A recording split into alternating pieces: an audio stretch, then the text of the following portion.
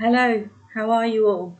Um, I still haven't had much feedback from anyone, or any comments. So it would be great if you could just pop a comment in if you get the chance, or you would like me to talk about a certain subject.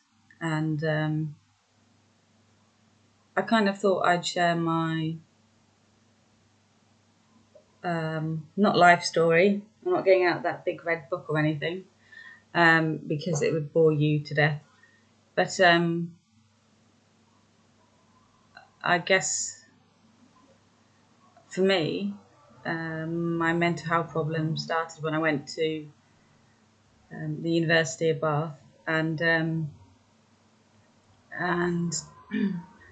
after a year I left, and 2 years later I started a degree in psychology at Worcester University, and I had a great time. I had a really good time. I met some lovely, lovely people who I eventually lived with, and we shared some great memories together, and also some rocky ones as well.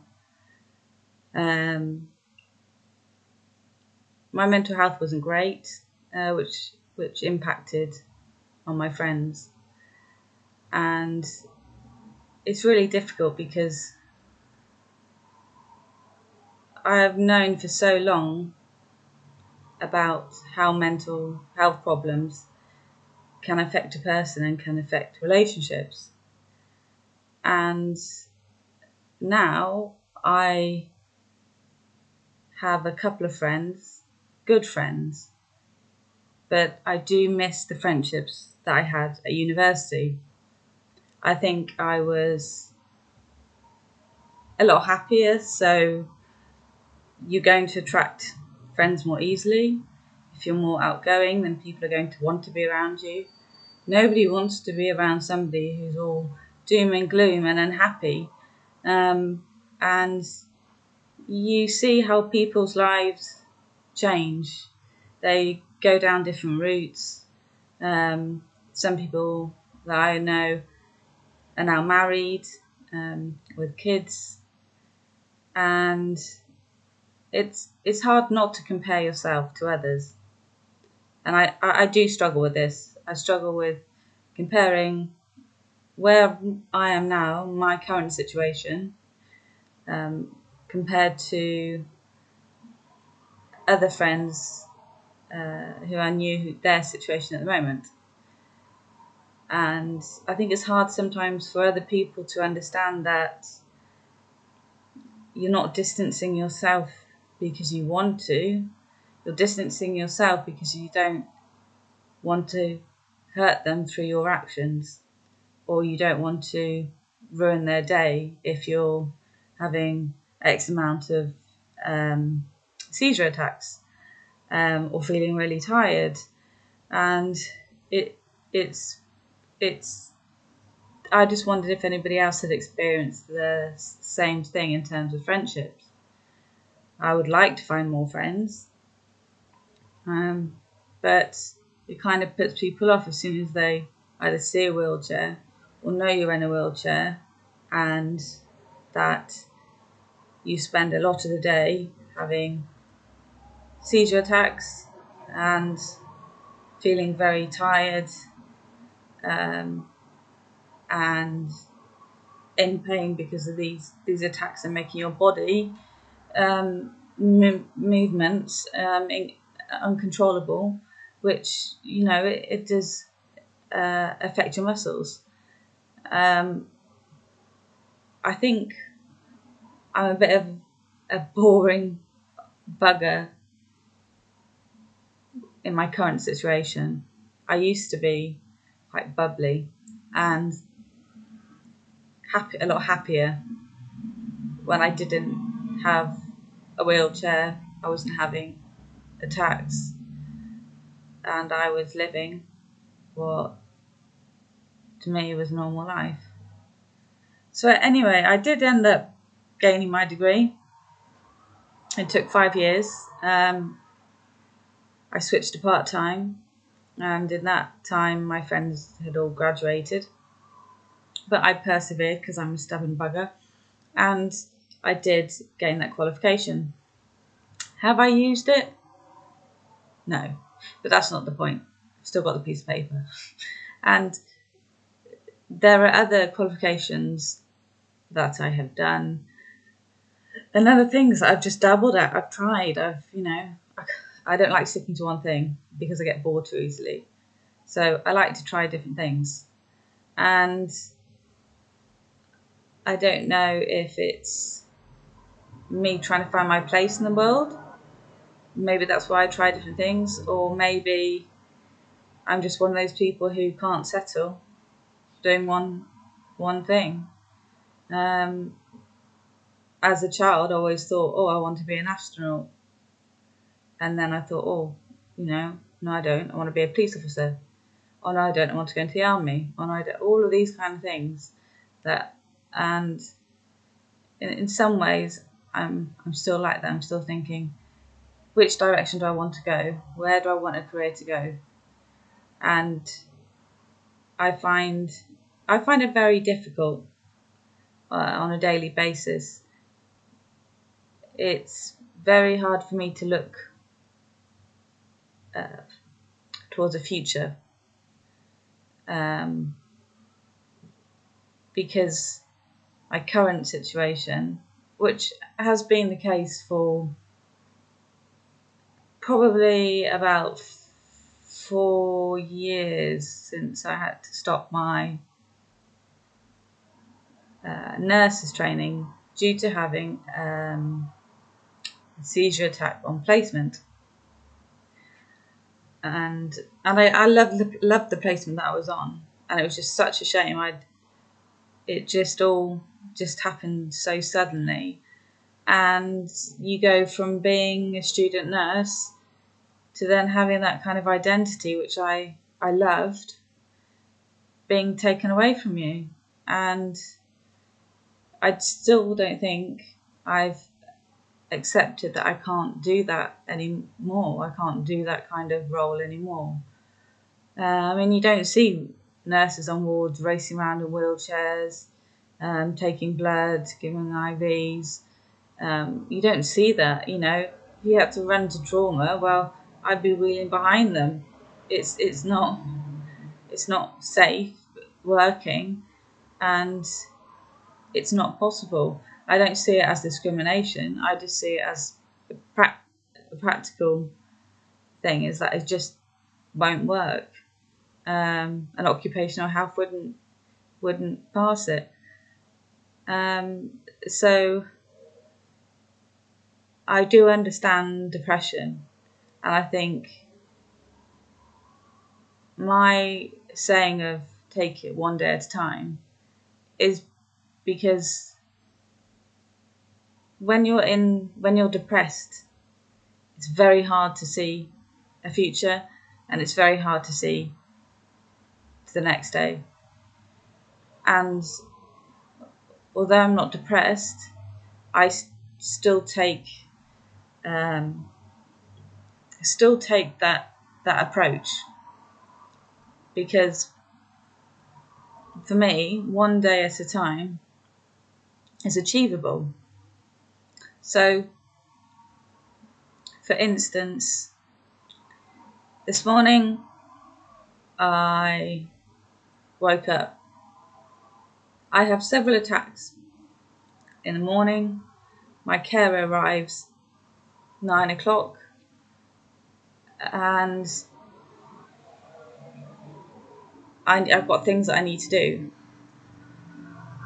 So even going out can be a task. But if I know that I'm going out, I have to plan it in advance. So I couldn't just be spontaneous and say to my carer, can I go out this morning?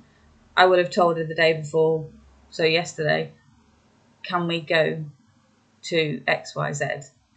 So this morning, we both knew that it was gym day. So went to the gym, used some of the equipment there, which was great. Came back, had a shower, and then my carer leaves, and I have this block of time, and I have my own schedule. I find having seizure attacks very tiring, and I find that I get tired very easily. I mean, I was tired from the gym, but I do sleep. And I think some people will find it hard to conceive somebody sleeping in the afternoon, or needing to sleep, or needing that rest. But my body and my mind are both tired from seizure attacks, that it does just wipe you out.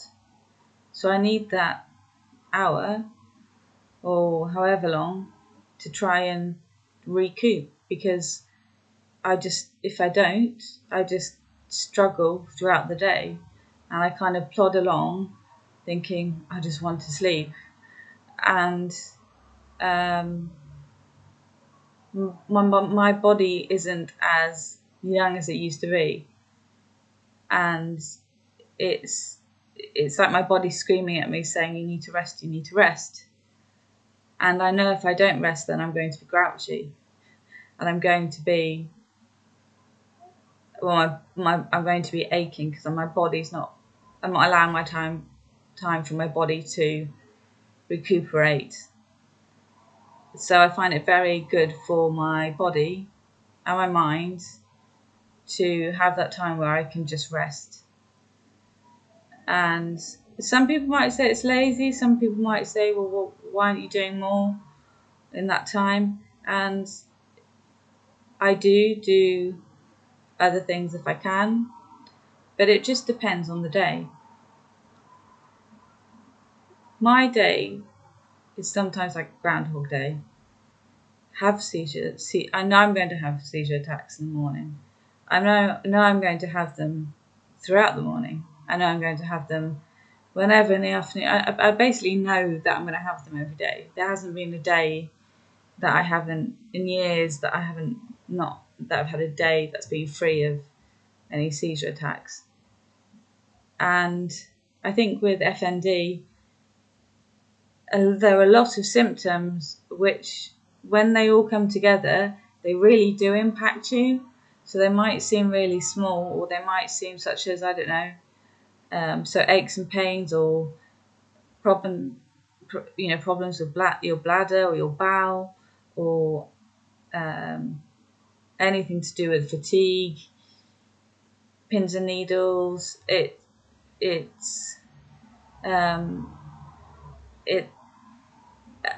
impacts on top of the seizure attacks.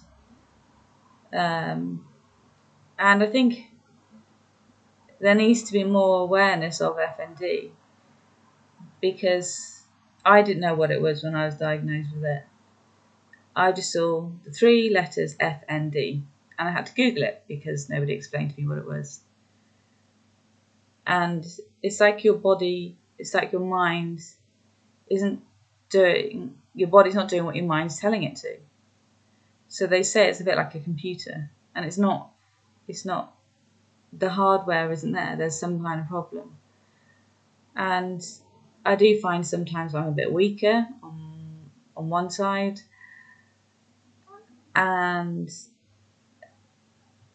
I think if I were to re-look over all the signs and symptoms, I'm sure I could pretty much tick most of the symptoms.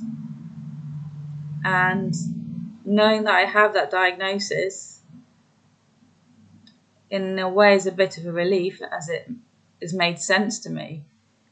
It's put that jigsaw piece back into that last jigsaw piece into that puzzle, and it's been like, this is what it is. And I'm thinking, yes, I can see how I relate 100% to that diagnosis. And I found it alarming when healthcare professionals were saying, what's FND? because I was thinking, why don't you know what it is? Apparently it's a newer diagnosis when everything else is ruled out. So you will have CT scans, MRIs. You will have, if you have non-epileptic seizures, you will have a EEG and possibly an overnight 24-hour EEG, which involves wearing a very sexy net over your head, so you look like some kind of robot, and keeping the power pack in your pocket, and wearing a hat just to cover it so you don't look too weird. But you go through all those tests, and it's just a process of elimination. So you're ruling it all out, and it is a relief when you're told it's FND. You think, okay, it's nothing serious. Maybe I can get some help here. But it's taken me 15 months to get an appointment to see a specialist. So I'm really pleased about this appointment next month. And I hope it will lead to something, positive. I rely on a lot of people now, more so than I did before. I rely on carers. I rely on my family member.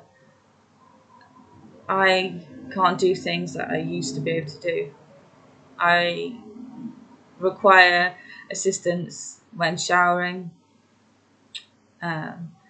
Sometimes I don't realise that some things are hot, some things are cold, so I'm there in the oven when I'm cooking, and I just go to grab a tray or something, and forgetting that actually it's hot because it's been in the oven. And carers assist with lots of different things, and I'm lucky to have a carer who is wonderful. She is absolutely amazing, and I would be lost without her support and help. So how do you guys find receiving help? Do you find it hard? Do you find it difficult accepting that somebody has to, wash you? Or do you find that you have to get used to that process and slowly kind of say to yourself, well, I need this help, therefore I'm going to have to do this or that? How has it impacted your life? And have any of you received any sorry, squeaking's a wheelchair, isn't it? And have you received any specialist help? I'd be really interested if anybody has received any specialist help. And I don't really know what else to do in these videos. I feel that I just waffle, which I do. And I actually think I bore myself. But for me, in a sense, it's a way of just getting things out there. So instead of writing it in a diary, I'm just speaking to it on a video, which people can either ignore or watch. And it just gets it out of my head. And that helps me. So I hope to hear from you soon, and I'll say bye for now.